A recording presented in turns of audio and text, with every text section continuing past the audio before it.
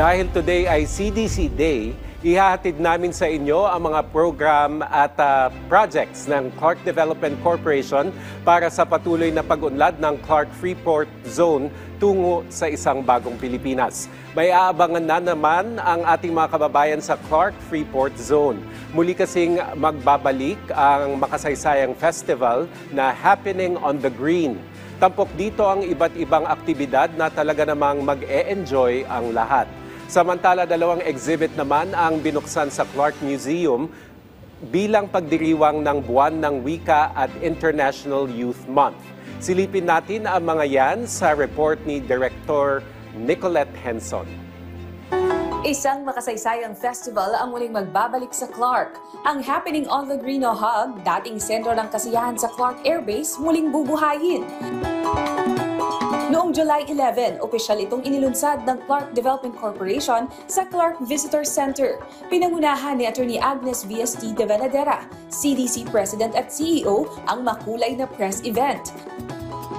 May cultural performances, testimonya, at caramel apple dipping.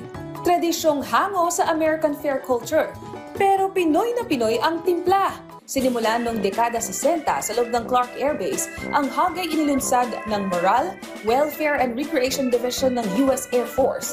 Layunin nito, bigyan ng saya at pagpapahinga ang mga sundalo at kanilang pamilya o ang tinatawag na recreation. Taon-taon, nagkakaroon ng mga paligsahan, tugtugan, pagkain, at mga aktibidad na hango sa American Fair culture. Sa loob ng mahigit 3 dekada, ang HUG ay naging simbolo ng komunidad at kasiyahan sa Clark. Ngayong 2025, muling binubuhay ng Clark Development Corporation ang HUG. Ayon kay CDC President at CEO Attorney Agnes V.S.T. de Vanadera, ang pagbabalik ng HUG ay hindi lang festival. Ito ay pagpupugay sa kasaysayan at mga taong bumuo ng Clark. Ngayon, pinagsasama ang nostalgic na alaala ng American Fair at ang masiglang kultura ng mga Pilipino. Tampok ang gastronomic lane, Veterans Memory Wall, Cultural Courtyard, Car Show, Hotdog Eating Contest, Battle of the Bands at isang engranding fireworks display. Ang HUG ay hindi lang kasiyahan, ito ay pagkilala sa nakaraan, pagdiriwang ng kasalukuyan at pag-asa para sa hinaharap. Samantala, sa Clark Museum, dalawang exhibit ang binuksan noong August 11 bilang pagdiriwang ng International Youth Month at Buwan ng Wika. Ang Ing-ama Namin ng Sibol ning Kalalangan ay nagpapakita ng kahalagahan ng wika at sining sa ating pagkakakilanlan. Ang Sulagpo Kayanakan Sulagpo ng Kenny Dist ay tampok ang mga kuha ng CDC Communications Division tungkol sa Ultimate Frisbee bilang paraan ng youth empowerment. Ayon kay Attorney de Vanadera, patuloy ang suporta ng CDC sa mga local artists at kabataan para mas mailapit sa publiko ang kanilang talento.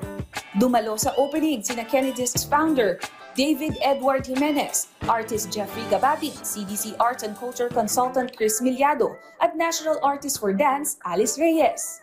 Bukas sa publiko ang dalawang exhibit hanggang August 31.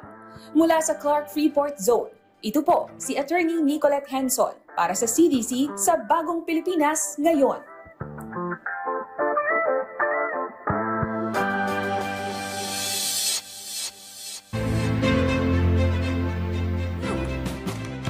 Hear it straight from our passengers. Sobrang happy ako dito sa loop bus na ginawa sa loob ng Clark.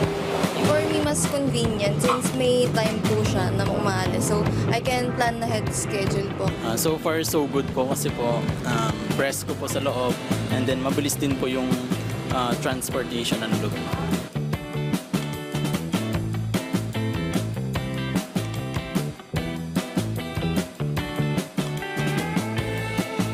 Clark Loop, taking you around Clark.